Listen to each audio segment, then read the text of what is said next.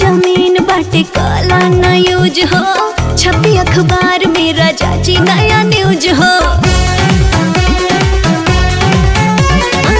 नया जमीन बाटे काला ना यूज हो, छपी अखबार में राजा जी नया न्यूज हो।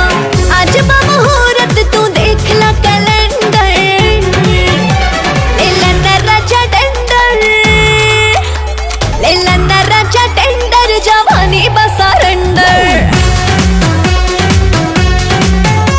लेला ना राजा टेंडर, जवानी बस सरेंडर, लेला ना राजा टेंडर, जवानी बस सरेंडर।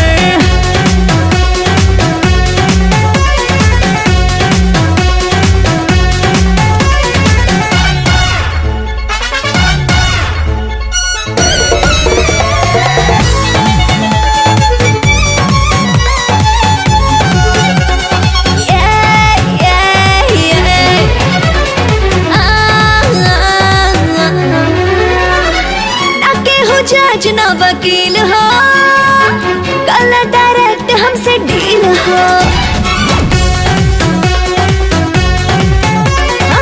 ना केहू जज ना वकील हो, कल डायरेक्ट हमसे डील हो।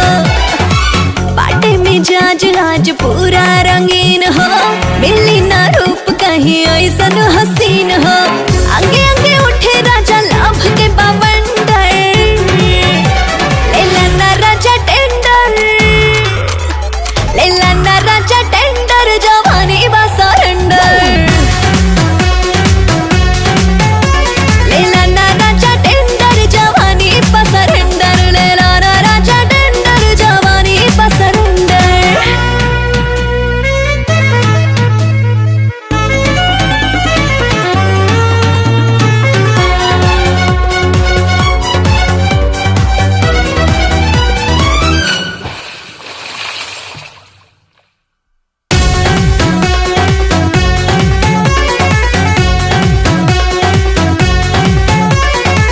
बुझ गइल बात हमर जान हो, जान के न बना अनजान हो। हाँ, बुझ गइल बात हमर जान हो, जान के न बना अनजान हो। तोहरे पे कईनी जवानी में छावर, मौका न छोड़ा देखा पिया पावर। सांस भर तेज जैसे भागे स्प्लेंडर,